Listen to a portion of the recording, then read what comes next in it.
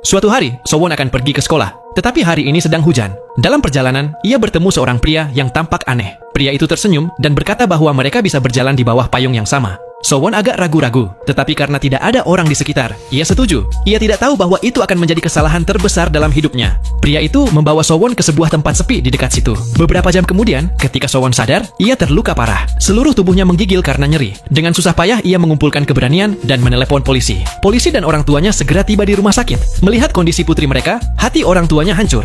Dokter menyatakan bahwa kondisi Sowon sangat kritis. Ususnya robek, dan kini ia harus menjalani sisa hidupnya dengan kantong kolostomi. Ia tidak akan pernah bisa menjadi seorang ibu. Mendengar itu, sang ibu menangis terseduh-seduh, menyalahkan dirinya sendiri karena mengizinkan sang anak pergi ke sekolah sendirian hari itu.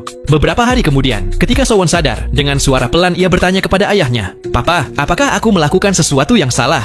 Mendengar itu, air mata mengalir dari mata sang ayah. Sejak hari itu, ia bertekad, pelaku harus dihukum. Polisi butuh identitas si pelaku dari Sowon. Ibunya tidak ingin putrinya mengingat kembali kejadian itu, tetapi demi investigasi, mereka terpaksa melakukannya. Sowon menunjukkan keberanian dan mengidentifikasi si setan itu dari foto tersebut. Pelakunya segera ditangkap. Berita itu menyebar ke seluruh negeri. Media sampai di rumah sakit dan kerumunan wartawan pun berkumpul. Di tengah keramaian itu, secara tak sengaja, kantong kolostomi Sowon bocor. Saat ayahnya mencoba membersihkannya, saat itu juga, trauma menyakitkan itu kembali teringat, dan Sowon mulai takut bahkan kepada ayahnya sendiri. Setiap kali sang ayah masuk kamar, ia selalu bersembunyi ketakutan.